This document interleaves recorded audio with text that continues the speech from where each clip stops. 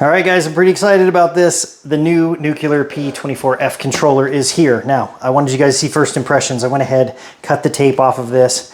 I wanted you to see kind of what I thought right out of the gate here.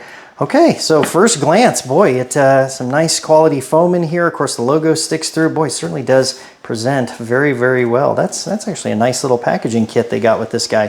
First glance looking at this, oh wow, okay, so it looks beautiful. Fits inside the surround, very, very nice. Let's go ahead and take this guy out. And it looks like, yeah, oh yeah, there we go. So that is just sitting in there. We'll come back to that here in just a moment.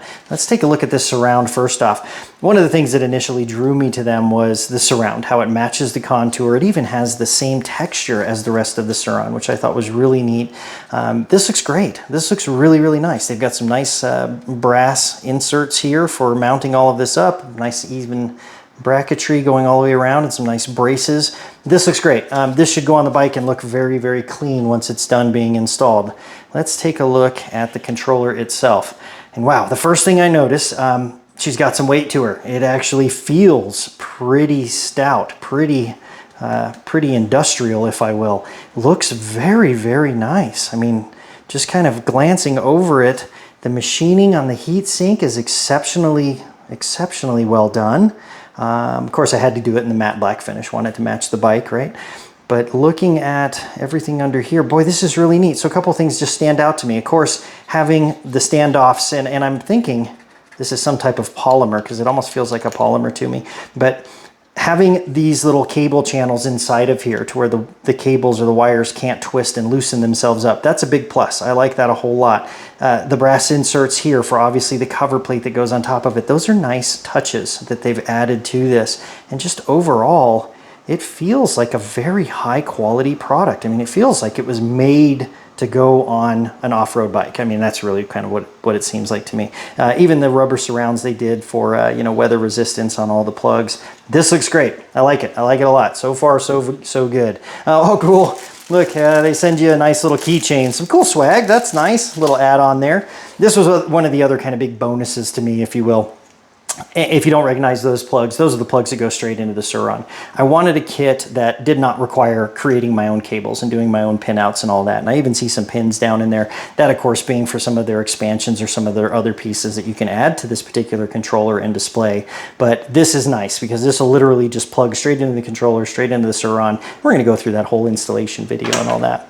Next thing I see is, what is this? That's the mount. Okay, so that's the mount for the display. This will go right into the head. Some nice stainless hardware, some additional pins and some plugs in here. Overall, this looks great. Some nice hardware comes along with it. Oh, I certainly know what that is. Those are some extenders for the phase wires. So that looks great. Looks like to be about the same gauge as the wires that come off of the motor. Some nice heat shrink in here, a whole bunch of stainless hardware.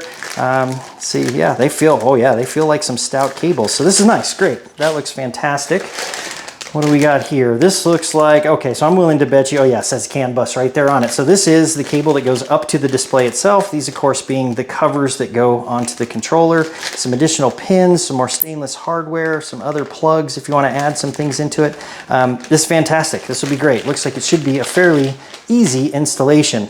And I'm willing to bet, yep, sure enough, there is the display itself. Oh yeah, she feels nice. Oh, it's kind of got some weight to her too. Looks like some more of that kind of high density polymer all the way around it. Of course, I know that this cover plate actually comes off of it where you put your cables, put the plate back on it. Of course, all your wires come out back here where it mounts to that stem mount. Really nice big display. One of the things I really thought was cool too is these buttons are nice and big, nice clicky feel to them. You can do this with riding gloves on. That was a big plus for me. Being able to control the controller and of course all the other features that we're gonna go over here in the install video, but this display really kind of stood out to me. I thought this was very, very cool. Oh, and look at that. Yeah, that's where the SD card goes into the side of it. So some really, really nice features that they put inside of here. I'm very excited to get this installed on the bike, but I wanted you to see my first impressions. But guys, without further ado, stick around. We are going to jump straight into installing this on the bike and then of course do a rider review, see how it compares. I've ridden stock ones, I've ridden BAC 4000s.